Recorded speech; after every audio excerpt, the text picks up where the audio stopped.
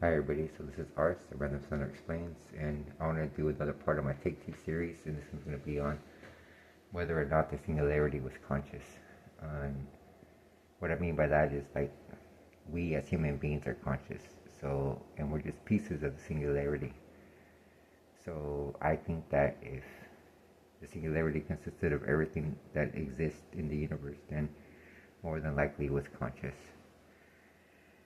That being said, the Big Bang might have been a sentient decision by the singularity because um, it was the only thing in existence and it was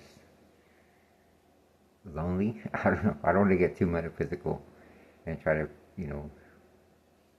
posture on what the singularity was feeling. Um, just that I think that it had the ability to think, and that's a pretty wild thought in of itself. But that being said, if the Big Bang happened, that means that all the matter that we see came from that one spot. But in the intervening time, it was stars that, it collapsed and exploded. And that matter became what we see, what we could touch and everything like that. And I always tell people the most poetic thing about physics is that the atoms that make up our left and right hand came from different stars. And I mean, I guess if you stay on the metaphysical tip of love, like sometimes it's unexplainable, this attraction you have to people that, are just different, but there isn't a feeling there.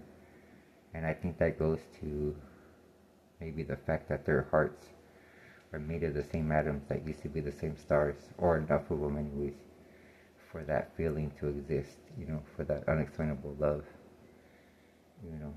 And yeah, like I said, I don't want to get too far off in the weeds. So back to what I was talking about, the singularity of being conscious. Consciousness in itself is not really understood about what it is or where it comes from. Like there's a theory that human beings tune into consciousness of the universe, meaning that it exists outside of us and we just pick it up the same way a radio picks up radio waves. And I think that would be another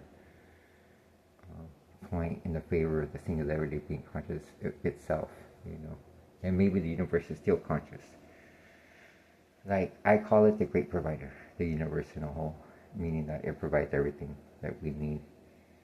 And I think that is a sentient being in itself, Like, if you look right now, I mean, well, not you, but right now, in the farther reaches of space, there's these things called superstructures, and they're made up of super clusters of galaxies that, like millions of galaxies.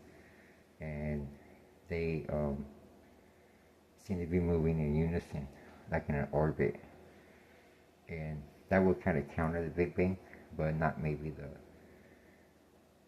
other aspect of physics about, matter being or consisting of, what used to be stars.